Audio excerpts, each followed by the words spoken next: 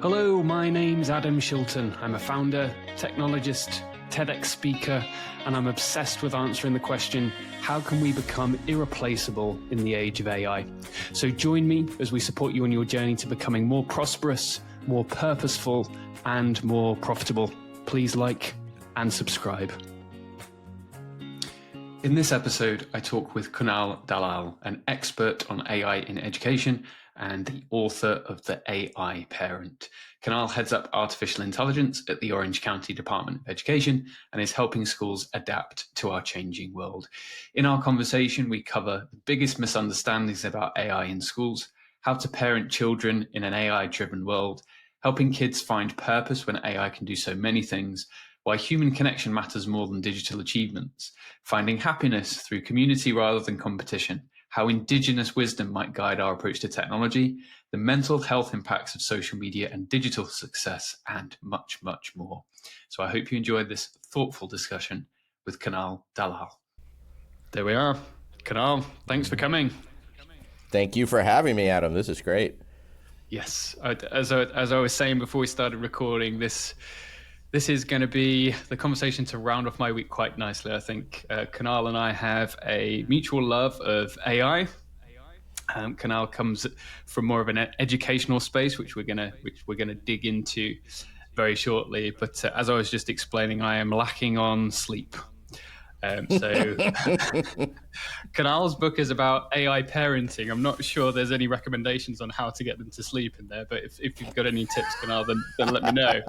But yeah, no, Wednesday 1 a.m. didn't get back to sleep. Thursday 1:30 up for an hour, and then this morning up at 3:30 a.m. So I've requested that Kunal go easy on me today.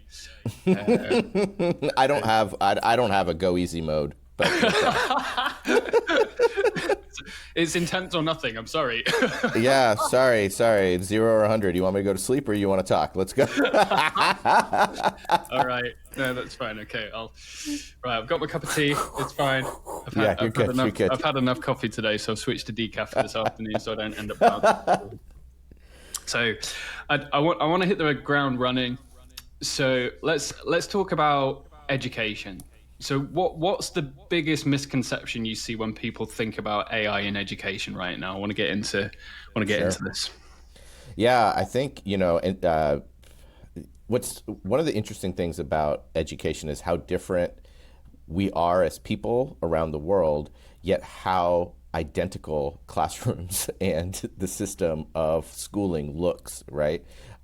We are so contextually different. We have different languages, different ancestral practices, different understandings of our community, different sizes, right? Urban, rural, yet every classroom looks exactly the same.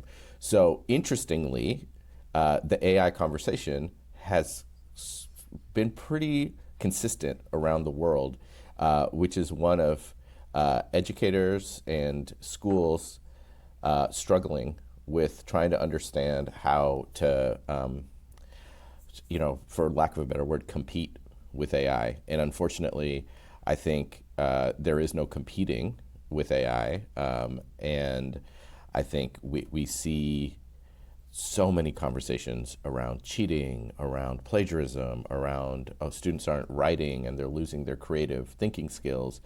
And it's a consistent feeling across all across the world.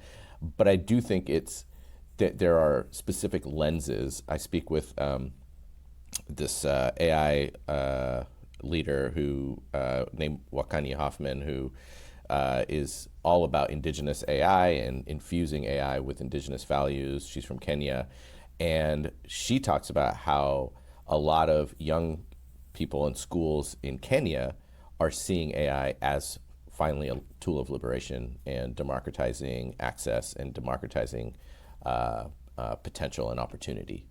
Whereas I think in a more, I hate to call the American education system outdated, but I'm going to call it outdated because I think even the biggest proponents understand that it's deeply outdated.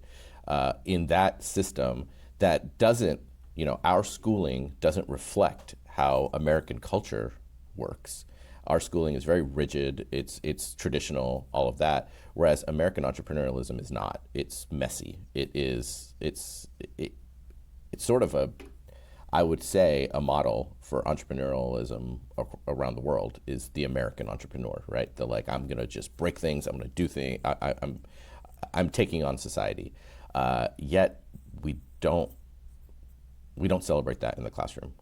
In the classroom, we need rules, we need boundaries. We have decided that we are going to judge, really, we're going to judge these students based on third-party standards, and then we're going to tell them that they're either better than or less than other students. We're going to tell their parents that they're, oh yeah, your student, oh, he's such a nice kid, but he's not this, that, the other, which they are then going to call a proxy for being intelligent or not intelligent, smart or not smart.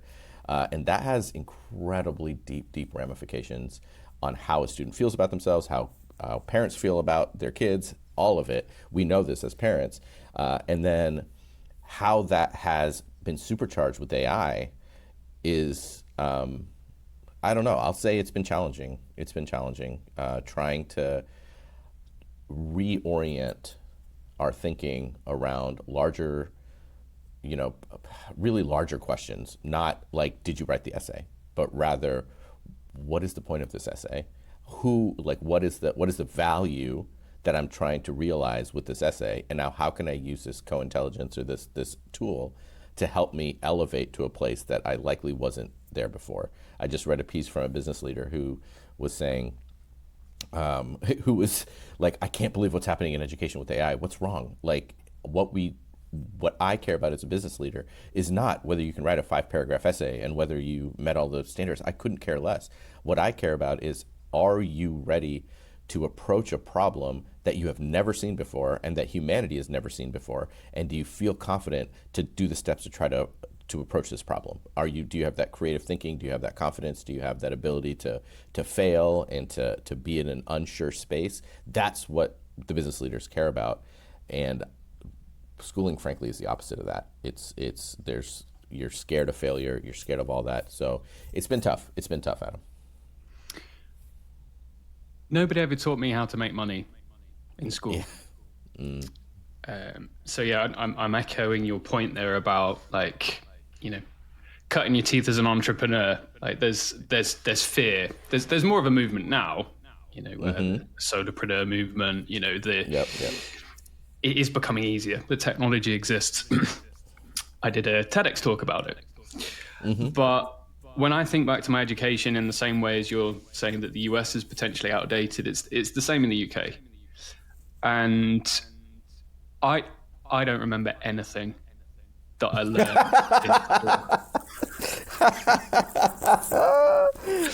I only remember how bored I was. That's all I remember, and how much trouble I used to get in. That's it. I just remember not fitting in. Yeah. And I don't want to go too deep because I'm lacking in sleep. I don't want to go full diary of a CFO and end up crying in the middle of a podcast. This is a safe space. You're okay. But no, so what I remember, primary school, I don't really remember. So in the UK, it's primary school, secondary school, sixth form, sometimes referred to as high school, and then university, which is the equivalent of, I think it's college in the US, isn't it? So in primary school, basically no memory at all. I was learning music. That's what I loved, violin, piano, that sort of stuff. And then secondary school, I remember wearing a uniform that was too big for me. And I saw these cool people that had well-fitting blazers. All I wanted was a blazer with a double vent. It sounds so stupid. All the kids with a blazer, with the double vent at the back, they looked awesome. And then I was there with my single vent in this oversized blazer, feeling like I didn't fit in. And I didn't like sport because I was behind in terms of maturity. So I had some friends that were bigger and more muscular, and they play rugby and all of that sort of stuff. And I just used to get flattened. I was quite quick, but I had no coordination. So I'd play football or soccer, and I'd run after the ball and I'd just fall over it. So I could get to the ball quickly, but I'd not have the ability to actually do anything with it. So I felt like secondary school was a permanent battle to find my place until I found music. Yeah. And that's where I started a band. And the music was the thing that I was good at.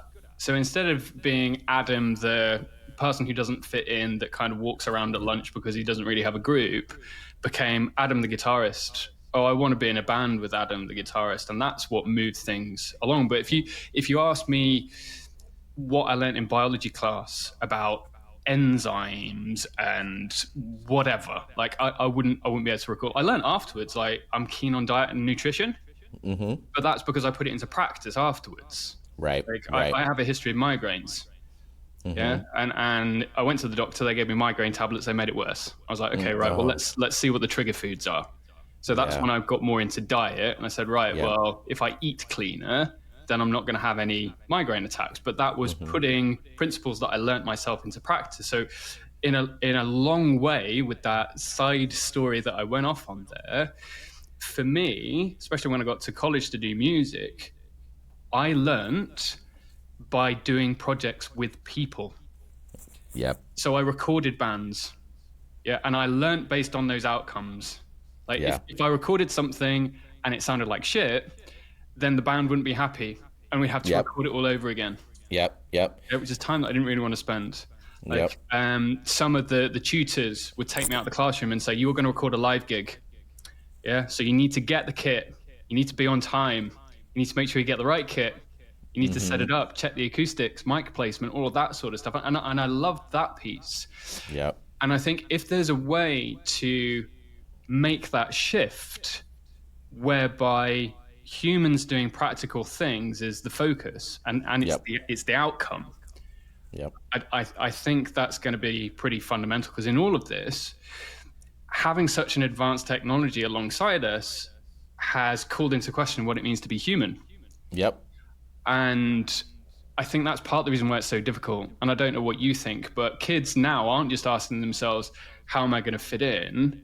Like, and all of that sort of stuff. It's like, what is my purpose? What am I? This is, I mean, you're really getting at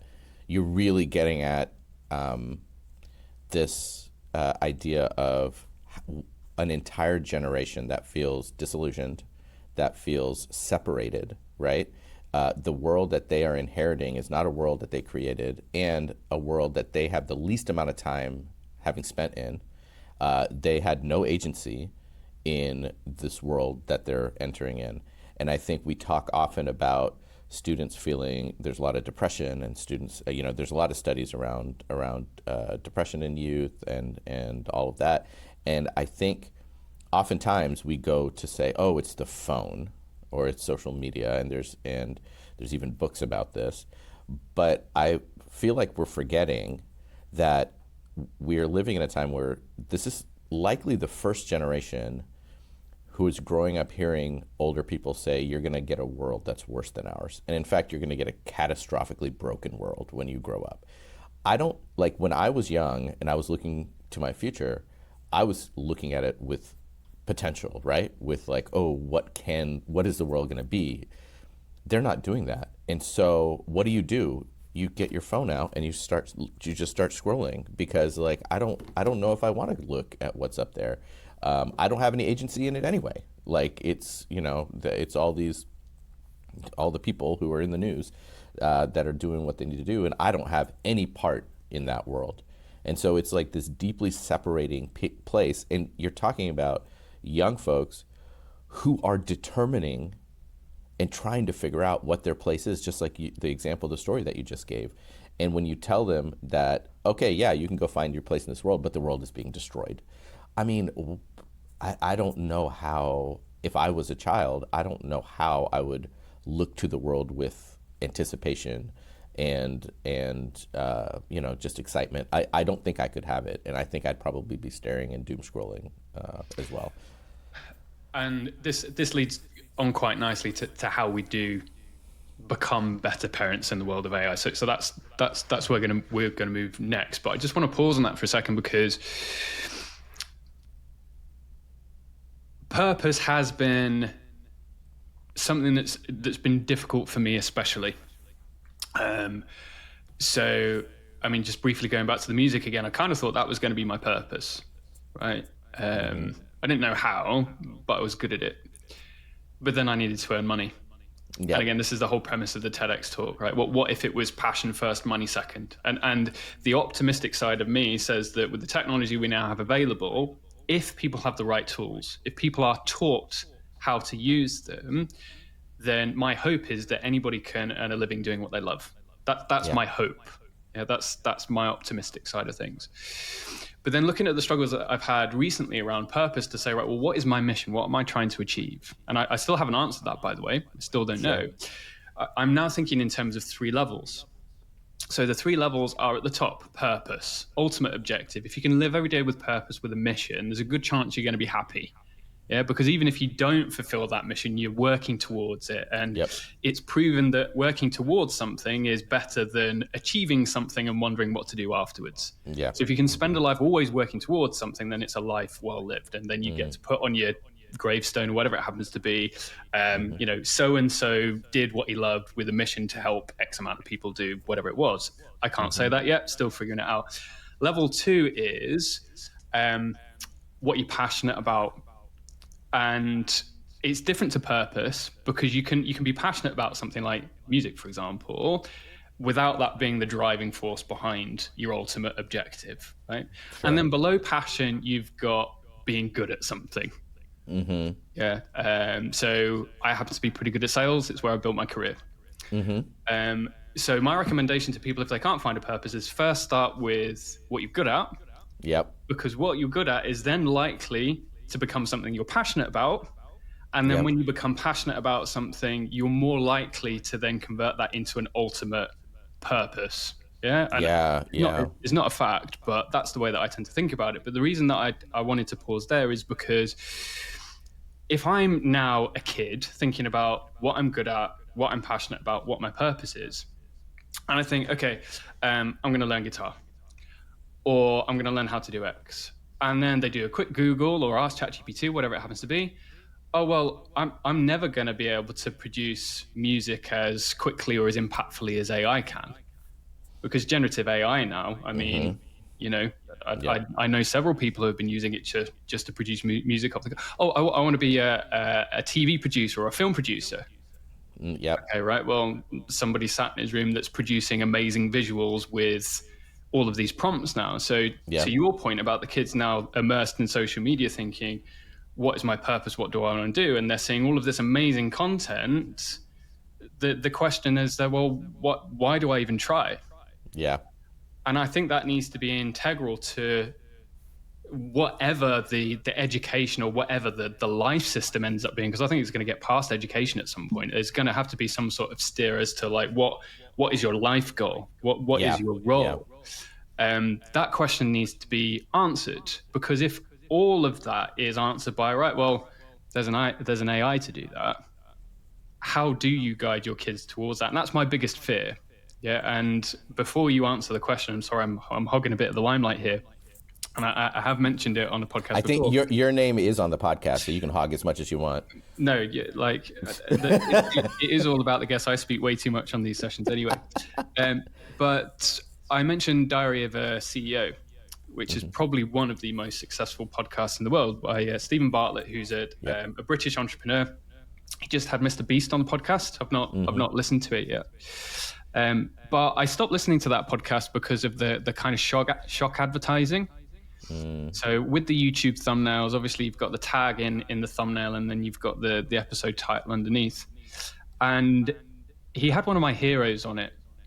And the hero was a guy called Mo Gaudat, who's a very well-known American, successful person. He used to be chief business officer at Google X, I think, if that was his official title. And his story was he jet set around the world. He had more money than sense. Like, he had an algorithm that he could use to play the stock market. And in his words, he'd figured out a way to print money. And then his son dies on the operating table. Yeah, routine appendix, like, you know, when you have your appendix out, like the chances of you dying on the table having your appendix out is so low. Wow. But his son Ali died on the table about 18 years of age or something like that. I'm getting the age wrong. But that called his entire life into question. You know, why have I wasted all of this time on money and success? You know, all I want to do is be able to have one more conversation with my son, and I can't. So he then turned his life around and he wrote books. So he wrote a book called Solve for Happy, which was kind of a direct response from Ali's death. And he said, look, I'm not going to be able to bring Ali back, but I am going to try my damnedest to make as many people happy as I can. So that's where his purpose came, making people as happy as possible. And he's got his own podcast called Slow Mo. I've actually had one of his guests on my podcast, Hassan Kuba, who helps authors. So he was on a few episodes back. But the reason, again, that I go off on that segue is he was on Diary of a CFO, and the shock title was, "Do not bring kids into this AI world." And that put me into a bit of a tailspin, because at the time, I think Roman was about 1, Isaac was about 3. AI was evolving at a rapid pace and it was scaring me. And then I have that title at the time that I'm feeling a bit fragile and a bit uncertain about my life, saying, right, well, you shouldn't be bringing your kids into this. I'm now asking myself the question, how do I even fathom what it's going to be like to be a parent in 5 to 10 years? So that's my next question. If we do fast forward 5 to 10 years, what are we doing as parents to safely integrate AI into family life? Or is there just no way of being able to predict that? Yeah. Wow, you just, I feel like I need to pause for a moment to just process everything you just said, because that story, and you shared that story last time we spoke, but it hits me, I mean, it's never going to not hit me hard, right? Being a father of a son, right? And I think that story, Mo's story, really illuminates this, like it in an incredibly stark and, cruel way, it brings to the forefront that there's nothing that can replace humanity. There's nothing for us humans, right? For other things, maybe there are better things than humans, but for us humans, there's nothing better than other humans. And especially, right, our children, our family, all of that. But we grieve humans we don't know, right? We grieve human ideas even. But I think when you're talking about parenting 5 years from now, I mean, honestly, I can barely think 5 days from now, given the speed of, like, the way things are happening. I'm like, I don't even know. But I think I'll back up a little bit. The first thing is, I think appreciating that. One of the things that I appreciated when I became a dad, because I spent a long time feeling like I wasn't going to be a father, and I didn't need to be a father. I was a teacher. I was a principal of a school. I lived my life around kids through that lens, and I would support parents. I'd even have parents asking me for advice, and I would be like, what do you mean? What are you asking me for advice? I'm not a parent. I don't know. But I did have some decent advice here and there, just simply because I hung out with their kids so much, right? And I knew their kids. And so I thought that was going to be it. And then I had my son, and as almost all parents feel, you realize that now everything it's not just different, it's reborn in a way. And I have a friend of mine who's thinking about, he's 40, and he's like, I mean, I feel like I might be too late. Tell me about what it feels like. And the thing I tell him more than anything is I say, what has shifted is I am no longer living for me. I'm living for my kids. And that's the first shift that happens. And that might seem to you, not having kids, like a burden. But actually, to me, it has been liberation. It has been freedom. Because now I'm not sitting here stressed out, looking in the mirror, feeling like just feeling like this is it. And if I don't perfect this, then I've been a failure in my life. Rather, now I see this other human, and now two humans, and I say, they're actual human beings. I'm not going to get this right. I'm actually going to just have to do the best I can. And knowing that the best I can is my purpose has liberated me from the entire world of trying to perfect myself, because the perfection of myself is just supporting my kids and making sure that their world, trying my best to to help with their world. And so I think with AI, we have the first end of it, which is like the first chapter in my book, which is how do we parent in an age where all kids can be prodigies and savants. And that idea of our kids being able to be savants in our generation, what would have been called savants, I think hopefully in our kids' generation it'll just be called normal. We can all be that intelligent, and I think when we first imagine that, we have to imagine what are our limitations as parents in order to catalyze that, right? Are we going to elevate? Are we going to elevate ourselves? Because our kids, if we allow them, are going to, by the time they're probably 10 years old, be well past our level of intelligence, simply because they have this incredible tool, and if engaged with it correctly, they can hit that next level. And so that's the first step, is understanding that our kids, if we catalyze this right, are not losing cognitive ability, are not losing critical thinking, and in fact are doing the opposite. They're gaining a level that we did not have access to. And that's a learning experience for us, right? Like, so let's figure out how we learn there. This causes a little bit of a conundrum, because like in traditional, there's some literature written about how we're also the first generation now where parents aren't leading their kids, but kids are leading their parents. And that can be problematic if we don't see the kids as potential leaders, which I think we got to step into that role now in this AI world, where we're like, my 5-year-old, you're a leader to me. I don't know how, because I've never experienced this kind of world, and neither has the world. And so, but I know that there's something there. I just need to be open to seeing it when I can see it. I need you to talk to me, and all of that. And so there's no. I think when the fear that you shared around, like, don't bring kids into this AI world, we hear that a lot, right? We've heard it with climate change. Don't bring kids in. The world is blah blah blah, right? And while there's truth to that, I felt nervous about it before having kids. The other side of it is, do we believe that there's something worth saving here on this earth? I do. I think that there's an incredible gift that humanity can give to itself, and that is to recognize the value that we actually do have. I republish a piece that I wrote, I don't know, 10 years ago maybe, every Earth Day. And the crux of it is that it's not about the Earth, because the Earth doesn't care. The Earth, if we looked out the window 4 billion years ago, we would have seen a flaming ball of rock. If we look out the window 4 billion years from now, we'll see a flaming ball of rock. The Earth is going to exist, whatever we do to it. The Earth doesn't care.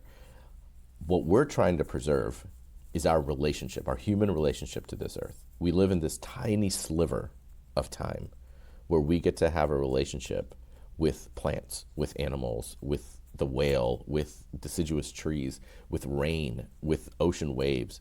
This all exists magically in this tiny sliver of time.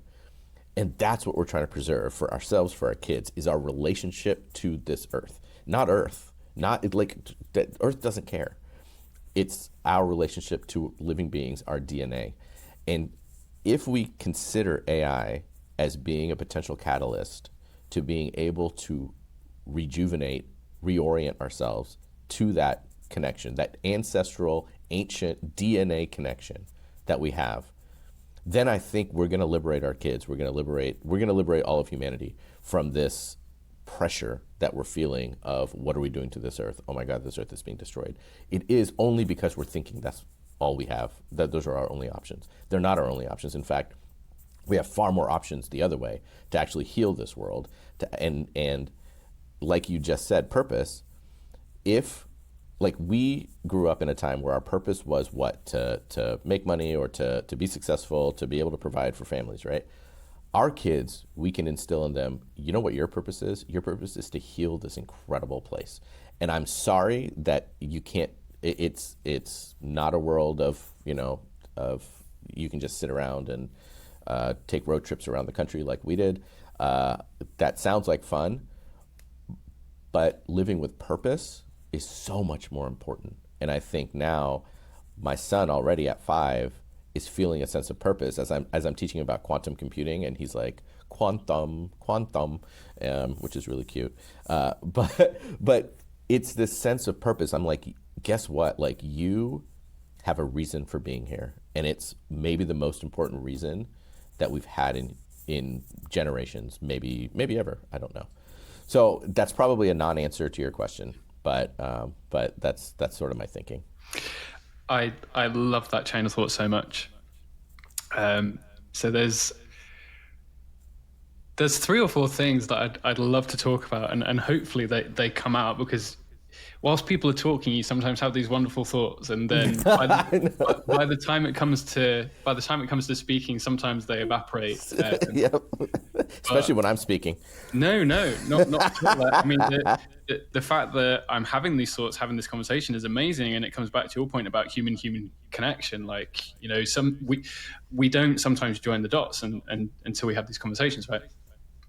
So the words that came out for me was the concept of hive mind, which sometimes seems a bit sinister. Like, if you've ever watched Rick and Morty, Yep. I can't remember the name of. I think she's called Unity. So Rick, who's like the most intelligent guy in the world, ends up having a love affair with this thing called Unity, which is a hive mind, and she basically takes over planets by like controlling the minds of the entire population. So they all work in unison, hence the word unity. But that wasn't the main point that I was saying. I was thinking when you were speaking there about a book that I half read, started off good, but then it kind of felt like it was trying to like introduce so many concepts towards the end. It's a book called The Singularity is Nearer by Ray Kurzweil.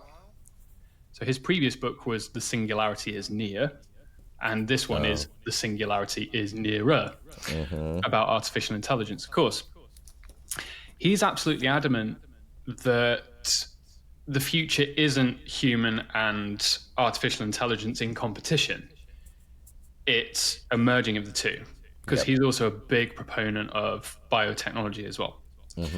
So that kind of leads me to believe, right, well, if there is a safe way of doing it with the connected cloud, if people are able to augment their intelligence through being able to interface, and again, maybe we're getting a little bit deep here, having 10, 20, 100 people who are augmented with the next level of intelligence working towards the same ends, that could be very interesting, because I'm still pretty sure that our ability to problem solve in a group is better than in isolation. So it then follows that people augmented with an extra level of intelligence that then group together are able to solve the next level of problem.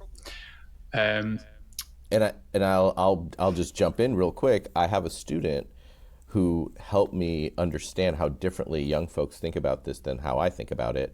She said, she was talking about something around nanomedicine, and she was like, imagine that in the future, we get to be half cyborg AI and half human, where like my arm, it gets hurt, but then we can replace it with an AI arm, and then I can be, and she was saying this with excitement, and I was listening in horror, right? Because I'm an old man, so I'm like, no, wait, what? But she's excited because she sees potential, right? So I just wanted to share that, because I think while it can sound frightening to a lot of people, I don't think that young folks are as afraid of this as maybe we are. Maybe that's a good thing, maybe that's a bad thing. I don't know. But, you know, what do we actually know in this time? Hard to say.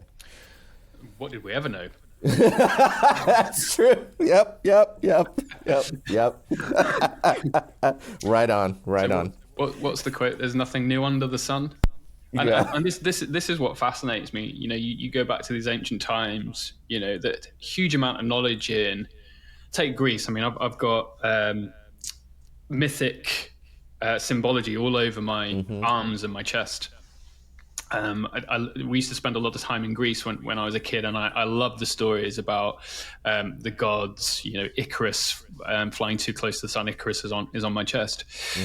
But if you go to the Palace of Knossos, which is on my forearm for people that can't see on video, Palace of Knossos very much not the oldest place in the world. I mean, you look at places like Göbekli Tepe in Turkey. There are some very much older, very intelligent structures all over the world.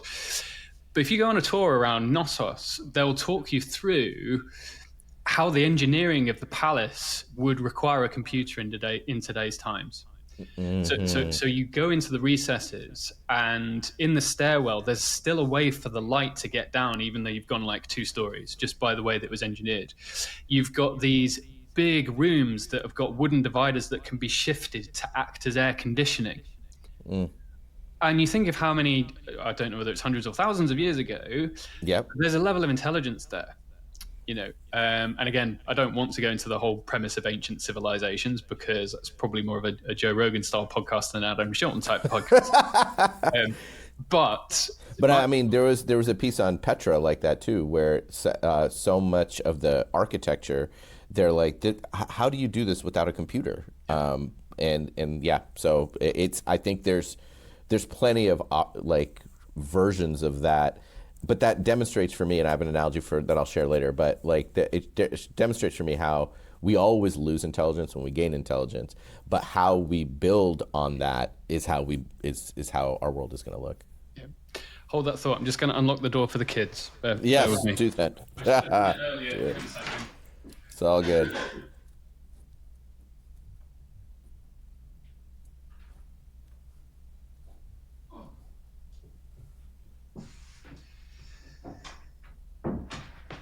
They will be turning up any second. They arrive with the father-in-law, who is not quiet in his approach, so I'd rather the doorbell not go off. So not quiet in his approach. I'm going to use that for the rest of life. No, I'm going to say that to my son today. Sir, you are not quiet in your approach.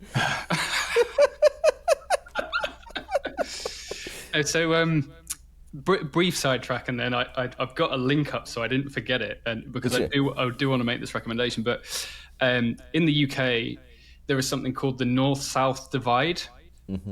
I don't know what the analogy is in the US, but it's probably the difference between New Yorker versus non-New Yorker, for example. Sure. Okay. But in the South, where I grew up, people are referred to as posh. If you ever watch like a British, like Henry James style movie, like Downton Abbey or whatever it happens to be, that's very southern, very well spoken, very courteous and polite. But then when you go further up, I grew up with Merchant Ivory, so maybe that's my analogy. Yeah. But the further up the country you get, the more northern you get. And it's a very different accent. And this is what a lot of people visiting the UK can't get their heads around, because the variance in accents in the UK is just absolutely unbelievable compared to other places in the world. But my father-in-law is from a place called Yorkshire. We live in South Yorkshire, which is where I now live with my wife. And I'm not going to do the accent because I wouldn't do it justice. But it is a very thick, intense, loud accent. And that's why I say that he doesn't arrive quietly anywhere. Like he's a very proud man, and like he's so good with the kids. I absolutely love him to bits. So grateful that they can cover, because my wife's a social worker. She works late, I work late. So very lucky to have him. But yeah, he comes through the door very intensely. So the noise cancellation is on. It probably won't be heard, but there we go. But really quick, guys, as you know, I don't have sponsors on the show. So to help me, it would be great if you could share with just one other person, leave a review, give a thumbs up, and subscribe.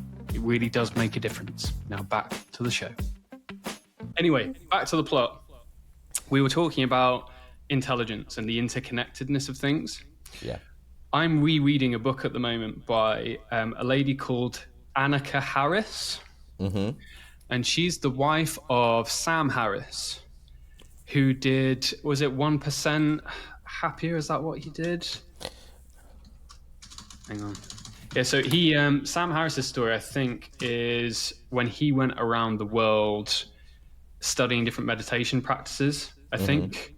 And he's got his own app, which is something like 1% Happier or something like that. But anyway, 10% Happier. There we go. 10% Happier. That's his wife, Annaka Harris, and she's a doctor. I don't know whether she's a neuroscientist. Again, you can Google her or chat GPT her or whatever the new terminology is now that the kids are using.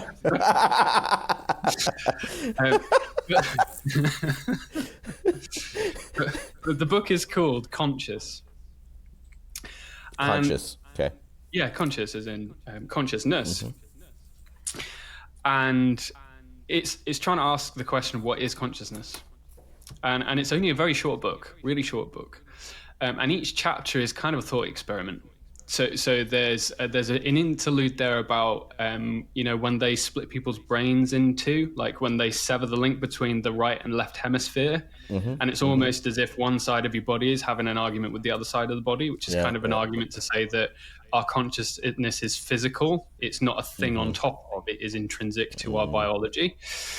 But the reason I mentioned that book is because she also mentions a study of tree networks, which is very Avatar. You've seen Avatar, right? Yeah. And I didn't realize when they think about Awa in Avatar, which is everything being connected, that is true in real life. Root networks of trees communicate with each other. And it's myo something. It's something to do with the fungus that the fungal, wraps around. But plants in proximity to each other will send signals.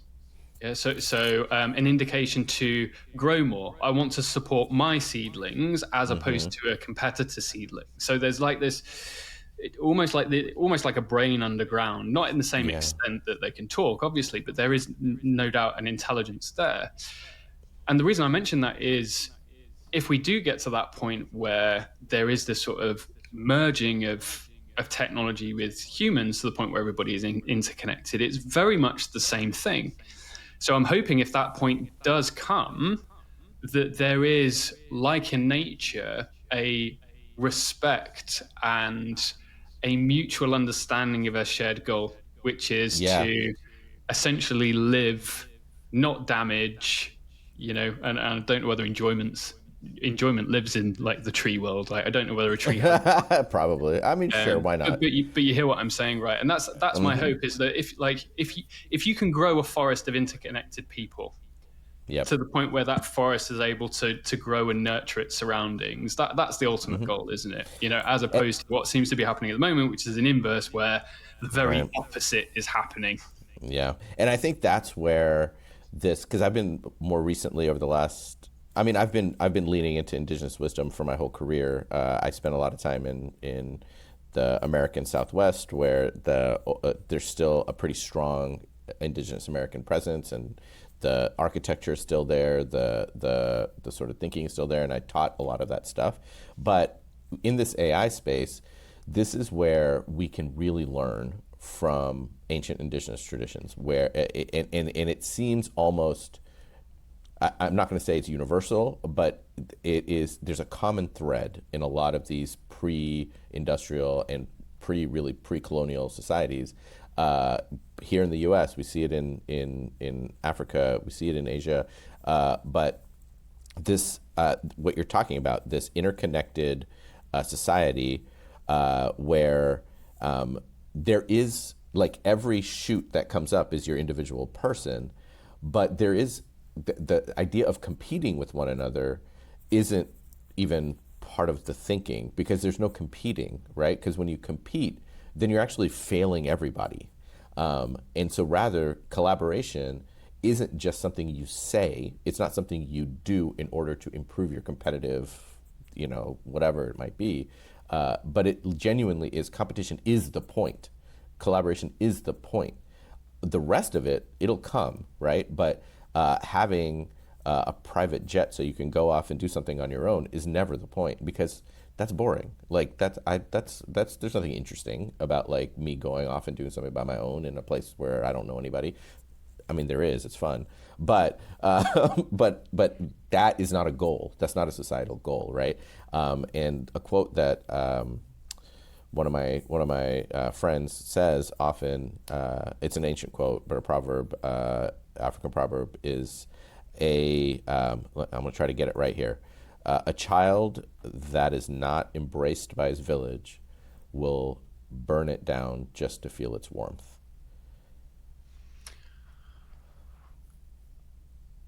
Wow. I know that one hits, right? And I think what you're getting at here is that networked intelligence isn't actually, to me, it's not actually optional, if we want to heal and if we want to sort of reorient ourselves.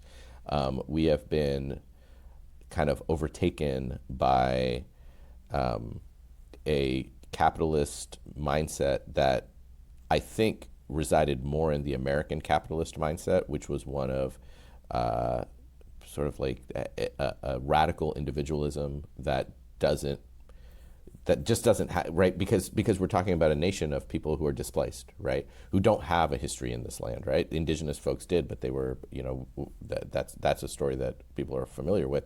But all the rest of the people that are here in the US, they're all displaced. They don't have a connection with the land, and they don't have a connection with any kind of history in this place. And so the only thing really that there is to make money and to be able to elevate yourself in the very American way of buying things and consumerism and all of that. And I think that mentality has also spread across the globe in sometimes pretty sinister and pretty destructive ways. And I think capitalism looks different in different places, right? It looks different in the UK, it looks different in Scandinavia, it looks different in South Africa and in India, but it's all capitalist, right? That piece has managed to make its way around the world. And when you remove this side eye that we have with one another, where we're like, oh, what are you doing? Oh, I need to do better. What are you doing? What do I need to do better, right? When we remove that side eye, then we don't actually have, like, again, I might use this word too much today, but you're liberated. You are freed from this incredibly suffocating pressure of having to be better than other people, which is also just a shitty feeling to have to always think about. Is like, I'm always thinking about how to be better than somebody else. That sucks. Like, I don't want to think that. I want to think about how all of us together, like, that's why I think team sports is a wonderful place. And I think being in a band is the perfect example of a team sport where you're not a solo music maker. You know that your music is better with your band. You know that you are playing, you are singing, you are composing for other people in community, for another community, right? It's all human connection. So I appreciate that example. I do think that there's a lot of learning we can do from our past where we did do that. And we've been slowly acculturated and we've unlearned how to do that based on just individual competition that we've been indoctrinated in. Sorry, now I'm getting really, really soapboxy here. It's fine. It's fine. It's what it's all about. Like, and that's what I love about podcasts is that you can have open discussions. Yeah. Until, of course, like, you get big enough that you have sponsors, and then the conversation isn't so open because you've got to do right by the sponsors, right? But my ambition is to not need to do that. Like, I want to be able to make money without having to need to make money from the podcast, because the podcast is my release. Like, I've had a rebrand recently. Like, so coming back to what I'm good at, like music and selling stuff. But behind selling stuff, there's always been the tech that's intrinsic to that. So I wouldn't have been anywhere near as successful in my career if I hadn't had a systems first mindset. Yeah. So it's my service to the world to be able to get that knowledge and help small businesses, because I have a passion for small businesses, whether it's the local butcher that sources, grass-fed beef from the neighborhood farm, or whatever it happens to be. Like, that's where I grew up. Community building. So that's what, right? Community building. Yeah, there we go. But coming back to the competitive side of things, like, it's so difficult to get rid of the ego, because it's kind of built into our biology. It's kind of that, like, eat or be eaten, like that survival of the fittest type thing, like alpha male type, and your band analogy was great, because it's nice to come together, because one individual, like, cannot, I mean, yes, you can be like a virtuoso guitarist, but you've still got to have a backing track. Like, it can all be about you, but you're nothing without some sort of support in the background. for me, it was very much an ego trip. I'm a very different person now to what I used to be. But when I was in the band, like I wanted it to all be about me. Like I was the lead guitarist, I was writing the songs, I was writing the lyrics. And I actually came to blows with the bands because when I produced the album, because I did that as well, because I had to do everything, like it was kind of like, look at how good I am on the slip in the album cover. And I pissed them off. And that was such a good life lesson for me, because that was where the penny dropped that said, oh shit, like I'd be nothing without these guys. Like, so yeah, I overstepped the mark, and I was too wrapped up in my own world there. And that was without thinking about it. Right. So now in this world where like your worth is related to how many followers you've got and how much money you've got in the bank, it's so dangerous. And I struggle with it every day. And I think it's because I've had that smidgen of success, and I mean, 30,000 followers on LinkedIn is tiny. Like it's micro influencer levels. Like it's nothing. I say that as if there's not other people who wouldn't love to have 30,000 followers. Correct, because I'm like, wait, that is 6 times my number, so help me. But it's vanity metrics. It's vanity metrics. So I am connected with quite a few influential people who have got smaller follower accounts than I do that make a shit ton more money than I do.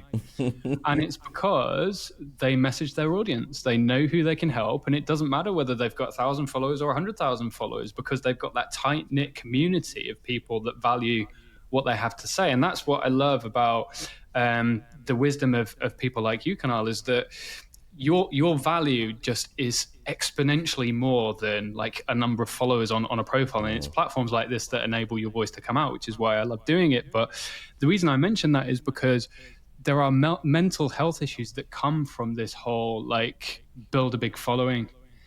So my smidgen of success, and I'd say probably 60% of my followers came from 5 viral posts. Either last year or the year before last, but that's what you find. Like you get 10 followers a day, and then something explodes, and then everybody follows you. Yep. And that's when ChatGPT became a thing. I was writing about it, not with the intention of getting followers, but it happened, right? And I remember best post I ever did got almost 250,000 impressions. And an impression is how much a post appears in somebody's feed. It doesn't mean they've interacted with it. It just means that it's appeared in 250,000 people's feeds, right? And me, at the time, I was like, oh my God, like, yeah, I've done so well with this. Like, I'm now a LinkedIn guru. Like, I've done so many viral posts. And then with the rebrand and talking more about what I want to talk more about now, some of my recent posts have got like 200. And the reason I say that's a mental health problem is it's like showing somebody the light and then taking it away, giving somebody that hint of success and then taking it away again. And that's where algorithms and all of these platforms that feel rigged a lot of the time can be so dangerous. Because if like the youngsters, because that's what they do now, right? They post on TikTok, and I posted on TikTok for a bit. To be fair, I got a fair amount of views because it is such a used video platform. But I deleted it because I just hated the whole premise of it. Like I looked at myself recording a video short and I wanted to vomit. But the reason I mention that is there's probably kids now that are like trying to find their way, and they're finding their way by posting on social media, by being the influencer, by showing everybody how they do their makeup, by showing people what nice new dress they've bought and all of that sort of stuff. I think it's actually a lot more toxic for women than it is for men, even though it is getting more that way with men. Yep. And if you have a young girl who's got a load of attention, like, and she has a viral video that explodes. She ends up with 1 million followers, and then after that, like, she doesn't have a viral post. Like the mental health and the perceived failure there is unbelievable. And I look at LinkedIn and I can't help but compare, because I see somebody with less followers than me getting more attention than me. Right. And as intelligent as I am, or like to think I am, sometimes I wonder, it is a deeply ingrained psychological issue, not just with me, just with people, to compare.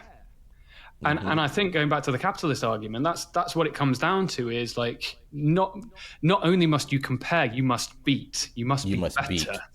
Yeah. And I'm kind of in mixed minds, because there's one side of me that says, right, well, that competitiveness forces action. And if you do have purpose, then you need to drive action towards that purpose, because otherwise it'll all stay in your head, and nothing will ever happen. But then there's the opposite end of the spectrum, which is complete drive for the wrong reasons. Right. I guess coming back to the educational piece, that's why it's such a minefield. Whether it's parenting your kid or a teacher in a classroom, how do you train people on those real world dangers? I mean, I'll stop talking in a second, but my view is that there should be more teaching about health, how to stay healthy physically and mentally. Yep. Yeah. So nobody ever taught me how to eat, apart from the standard fat is bad, which again is complete rubbish as well. It depends on your physical makeup, depends on your genetics. It depends what suits you, right? But either way, there should be more on diet and nutrition, because health is where everything starts and ends. Yeah? If you're not healthy, you can't do anything, right? Yep. Then there should be training on how to earn income. And you and I discussed this in our last conversation, where we said it would be nice if a future world is more of a barter system, where you don't have as many millionaires anymore, but you have a lot more people that are able to find their way doing the stuff that they enjoy doing. And it's a closer community. And you are connected with that somebody who lives in the next town or the next city, and you do all of these things together, and you have that agreement between you. And then, as I say, it's that preparedness for how you find your purpose, how you go into the world, and how you guide yourself. And I'll cut myself. No. I could. I'm going. I could listen to you all day here. This is great. I think something that you're really, really hitting hard on is I think often, maybe always, I don't know, we kind of see an either or, where you're okay, we're either going to be in competition, individual, et cetera, or we're going to be this ego-free, holding hands community. And I think that's where I think that's the nuance that we need to get more deeply ingrained into, the nuance between that, right? And to see it as a spectrum, not as two polar binary opposites that are either on or off, that's it, but rather this spectrum, right? The analogy now in my head, because of yesterday's news, I'm we need to think of it in quantum terms, not in binary ones and zeros terms.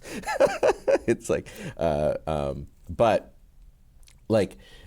we have been kind of indoctrinated in a way, and brainwashed, sure, I'll use that word, to over the last 20, 30, 40 years maybe, to believe that our value is directly related to the digital footprint we create, right? So how many presentations did you do? How many agendas did you, how many emails did you send out? How many leads do you have? How many blah, blah, blah, right?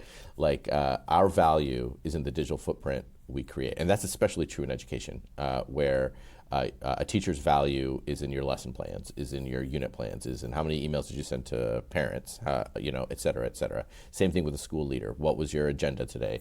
What were your meeting? All of this digital stuff, but there's nothing human about any of that digital stuff. Those are just ones and zeros, and maybe eventually qubits somewhere. But that's just hard drive. That's just digital data.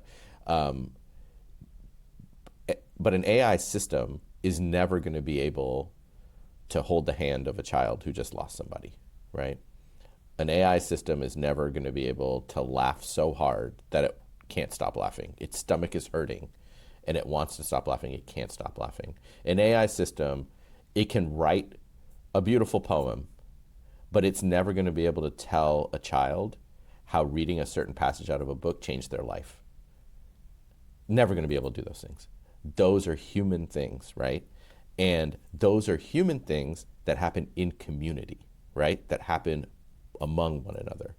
And I think if we can imagine for our children, for ourselves, for education, for everything, if we can imagine a world where we say, you know what, I'm actually not going to judge myself by my digital footprint anymore, because that was put upon me in order to make somebody else excited, right? Like in order to make somebody else have a successful company. But if I can remove my value from my digital footprint and say, you know what, AI, you share DNA with that. Why don't you go do that?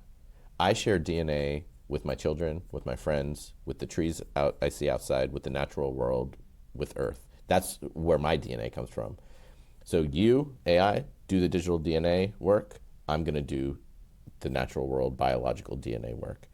And I think that connection, which has been replaced by these things, that is where I think the joy is going to come. And I think that's where, when you're talking about network intelligence, when you're talking about potential ways that we're going to communicate with each other in the future, and barter system and sort of what I call hybrid capitalism, which is like, I'm actually doing some work on it right now, which is really, really cool.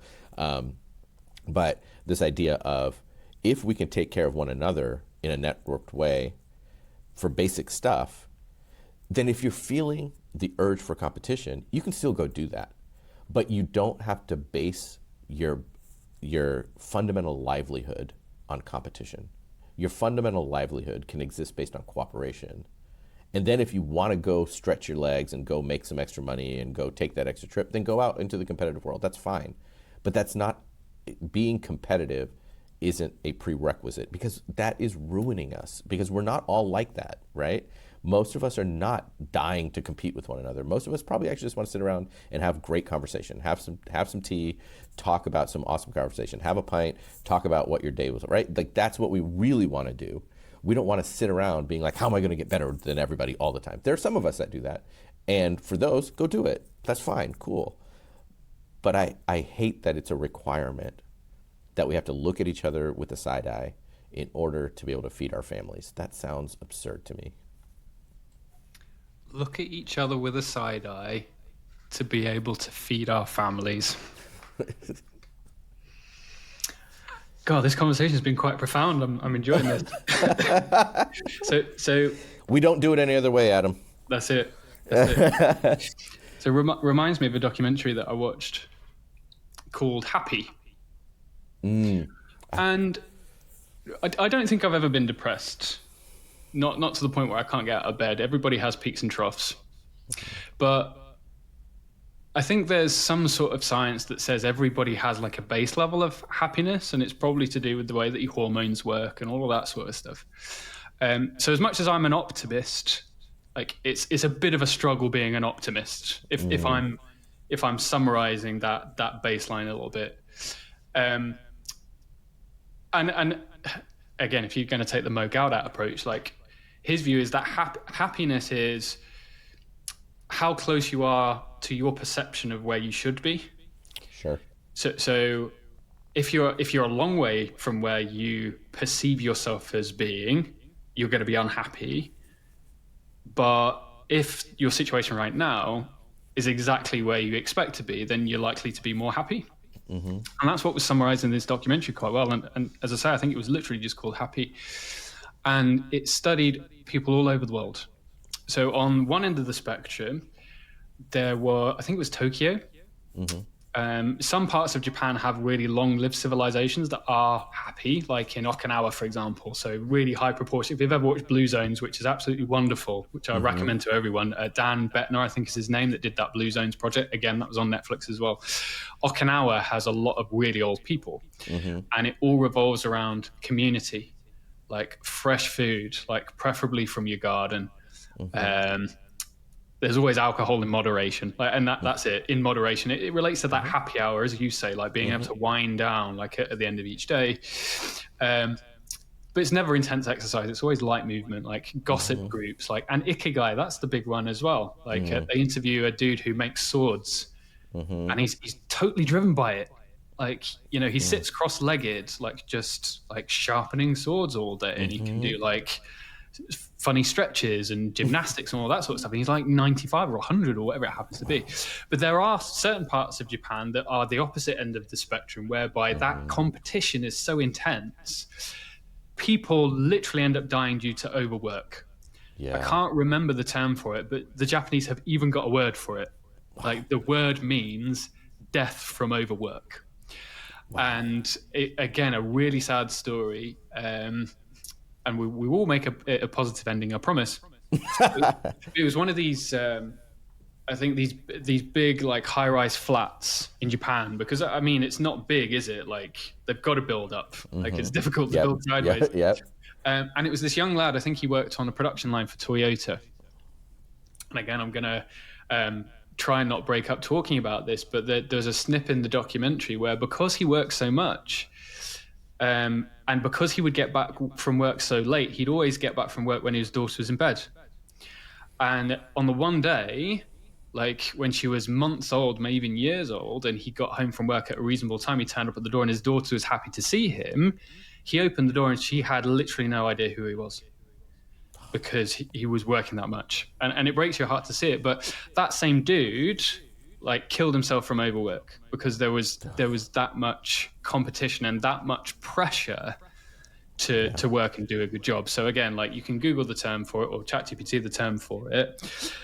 But the positive side of things is you don't need a load of shit to be happy. And it comes back to your point about that community element. So it flips to somewhere in America. So not quite South America, but getting that way, I think, like swampland.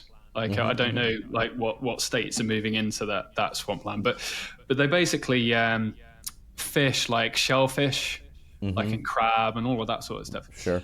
And what they do, and it's a step up from huts. They don't live in huts, but very rundown, like rickety buildings. And all they do is fish during the day and have a laugh in the evening. And because they've got that much shellfish, can't sell all of it. There's this massive bench. You need to watch the documentary because it's an absolutely beautiful scene. Massive bench with a cheap plastic cover over it, and they just dump all of the extra shellfish onto the table, and there's about 20 of them, and they all sit around with a beer and they just pull the shellfish apart and they laugh and they eat and they're happy. So people overcomplicate it, don't they? And that's exactly it. It's exactly it. Is when I was just at a conference yesterday, and I was it was acronym after acronym after acronym after acronym. I was like, why do we need so many acronyms just to educate somebody? Like, it's not that complicated. Like it's I mean, they weren't using all these acronyms back in Turkey when they built the big monuments, and clearly, or in Jordan when they built Petra. Clearly, you know, they were fine and educated. But yeah, I think like this you're going to see it in places where you have taken away this veneer of what it means to be successful, and rather replaced it with successful just means I got through the day and I'm now hanging out with my community. And if I get to do that, then my day is awesome. And that is, I think in my best days of teaching, that's what it felt like. It felt like a bunch of teachers, we did our job. At the end of the day, we had a laugh, we went home, and it was good to go. But it's honestly when I got into the corporate world where I started to feel that side eye start to hit again. Yeah, and so that's a great story, and I do think many teachers might hear that and feel a sense of kinship with that, to feel like, you know what, that's what we do. Or I know nurses feel like that. They're like, we are in battle for this part of the day, and then we're done. And then community, and then go to sleep. And it's like that, just having that community. And they'll always say, what's the most important part? And teachers say this too, what's the most important part of going to work is your colleagues. That is the most important part, because that's your community. And these fishermen, that they just do that. And you're probably talking about Louisiana is my guess, because I knew a Cajun dude down in Louisiana who did exactly that for most of his life. And he was the jolliest, jokiest, and he had an accent that I could barely understand, because they have this like kind of southern Louisiana French Creole, like this accent that's hard even for me to understand. And they say words. It's sort of one of the few legitimately non-English dialects that we have here in the U.S. that are spoken kind of mainstream. But it's incredible. So thank you for sharing that story. Because what's the name of the documentary? Because I got to look it up. I think it's just called Happy. Oh, Happy. That's it. Yeah. Because I think I've seen the little thumbnail of it, but I haven't actually seen the movie. Yeah, All right. it's a blue sky. It's not rated as highly as I thought, actually. It's only 7.2 out of 10 on IMDb. But yeah, it's 2012. Well, there must be a lot of unhappy people watching it. Yeah,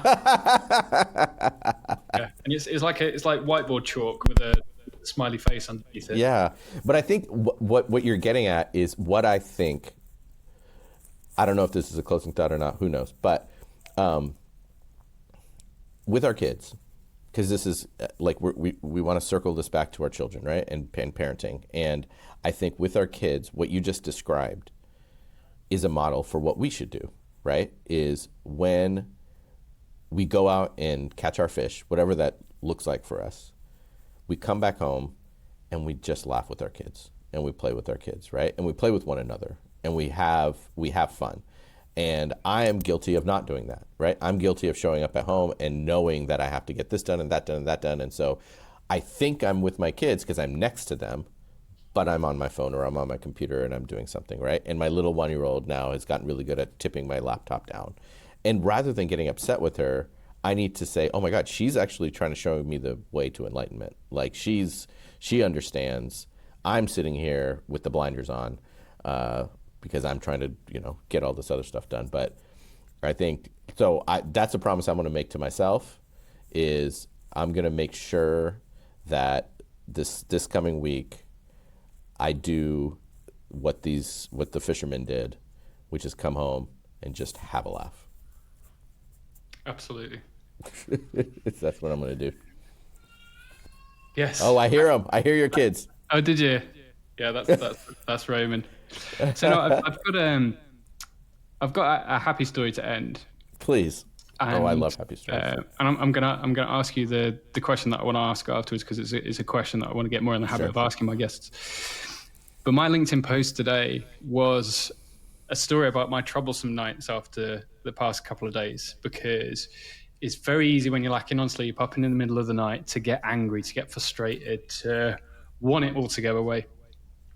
And the happy story is I get Roman to bed. So we split the duties. So I look after the youngest. My wife looks after the eldest. At some point, we will get them in sync. But Rome wasn't built in a day. Yep. So Roman and I have a little routine. So I'll bring him up to bed. I'll give him his bottle. And then I'll tuck him in. And it's not a super thick cover. Like, he can shake it off quite easily. I think he does it on purpose. But what's sweet is I tuck him in, and then his little arm comes out from under the cover, and he gives me a high five. I call it a mini high five because his hands are still absolutely tiny. I didn't teach him how to do that. So my heart bursts every time he does it, because it's kind of this instinctive, it's just come out of nowhere. Like, thanks for tucking me in, Daddy. Like, high five, time for bed. And sometimes he'll do that like 3 or 4 times. So if he gets up in the night, or if he sits up and I tuck him back in, we have another mini high five. So I think sometimes he just gets up because he wants another high five, right? But the whole premise of that story is there will come a time where he doesn't want to give me a high five anymore. Yeah. And when that time comes, I will happily exchange the money and the success in inverted commas for just one more mini high five. And I think especially dads who are putting pressure on themselves, stressing themselves out about work and doing and all that sort of stuff. To your example, kids sat next to them with the laptop open, just bear in mind that there will come a day where the kids grow out of you. And you're not going to have that opportunity again. So it's a nice story, because for me, it was a real moment of reflection to say, I am going to cherish these moments as much as I can, but I'm also going to forgive myself if I screw up, because nobody's perfect, right? So we don't want to put undue pressure on ourselves when we don't. But I want to hand over to you to kind of wrap up, Kunal. I've become a bit more obsessed with the question recently of what it means for a human to be irreplaceable. And it's I think about it at night. I think about it quite a lot, because especially in this AI world, it's the ultimate question that people need to figure out. Like, Yeah. how am I going to make my mark in the world? Like, how am I going to differentiate? Like, how am I going to Mm-hmm. become that irreplaceable human? So, Mm-hmm. I'd love to get your take Yeah. on what it means for you to be irreplaceable. I think that first off, if we're thinking about things that we make or digital products, our digital footprint, we're talking about email, spreadsheets, digital workflows, things like that. Um, I think that we are actually replaceable. I think most things in the digital world are going to be um, AI is going to replace us, and it's going to be faster. It's going to be quicker. It's going to probably even be smarter in a way. And the reason is because AI shares its DNA with the digital world. It's built on the same systems as the digital world is. It's not built with the DNA that we're built with. We share DNA with the natural world. We share DNA with things and creatures that actually move a lot more slowly than these AI models and computers. That's why we made computers. That's why we made calculators, because they can do things faster than us. They can do uh, calculators could do math faster than us, and so it was helpful in many, many, many, many regards. I don't know that we could have built the things we've built in this world had we not made calculators. And so similarly, I don't know what the world is going to look like once we've started to really integrate these AI models. What's going to be our skyscraper that we couldn't have built had we not had a calculator? I don't know. But we do have to think about what is different about we as humans and these machines. And when we talk about what is irreplaceable, what is absolutely fundamentally irreplaceable is our human connection. We will never ever be able to replace that with with these AI models. We can have a mimicked version of that so that we can have something that we can talk to, we can have something that we can reflect with potentially, but really we're just talking to ourselves and we're really reflecting with ourselves. The model is just reflecting things back to us. But what an AI model is never going to be able to do is it's never going to be able to hold the hand of a child who just lost somebody who's close to them. An AI model will never, ever, ever be able to laugh so hard that it cannot stop laughing. Those are human things. Those are things that you and I, we can do and we can do with our kids. Um, and an AI model can mimic some sort of emotional connection or mimic humor, but humor is a social endeavor. That's why we have laugh tracks on shows, right? Any comedy show you watch, if there isn't a live audience laughing, they have some laugh track because laughter is a social experience. When you hear an AI laugh, that's not a social experience. I mean, you might laugh at the AI. And so I think there's a lot that's irreplaceable. However, I think that we have to go back and remember those things. We spent too long judging ourselves based on how good we were in the digital world, especially in the developed world where so much of our economy is a digital based economy. Uh, but those who live and work with their hands and build physical products with their hands, be it art, sculpture, Adam, you are a musician. You know the value of what you can create with your hands. And those things, those are still going to be, those are still going to be irreplaceable by AI.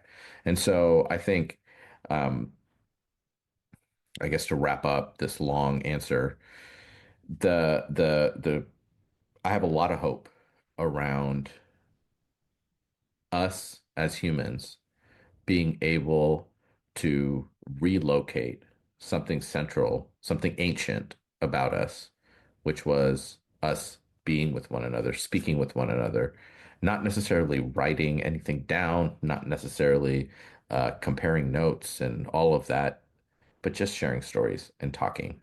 An AI model is never going to sit in silence with someone.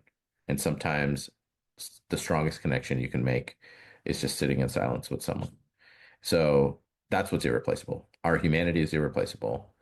And I do believe that if we do this AI thing right, we're actually going to lean further and further into this humanity, and we're going to find ourselves. I think we're going to find ourselves. This is. I'm going to stretch with this word, so don't mind me. But I think we're going to find ourselves a little bit reborn, and we have to allow that to happen. We have to know who we are because we've sort of forgotten, especially here in the US where we work to live and, we don't have any mandated vacation or anything like that. Our identity is tied up in our jobs. It's the second question most people ask when they meet one another. What's your name? What do you do here in the US? And so we're going to have to redefine what it means to be me for those of us who define ourselves through our work. But when we refine that, I think that element of what is irreplaceable about humans is just going to be so much richer. Um, it I sort of waxing poetic here, but I do feel like this is a beautiful, incredible, and promising moment. And again, if we do it right, and we as parents take the lead in our homes, I in fact feel like this is the only way it can go. And so let's just push. Let's just push. Thank you for having me on, Adam, and thank you for an incredible conversation. What a wonderful answer. Well, Kunal, this has been one of my favorite conversations. I can quite happily say. So no, it's been an absolute pleasure. I can hear the kids ramping up, so we will have to bring the session to a close. But I appreciate you. I appreciate your time so much. It's been amazing. So yeah, maybe we can have a catch up on another session soon. But for now, it's been an absolute pleasure. And yes, thanks ever so much, Kunal. We'll see you soon. Hey again, and thanks for listening. If you enjoyed what you heard today, don't forget to like, review, and subscribe. And for more goodies, head over to adamshilton.com.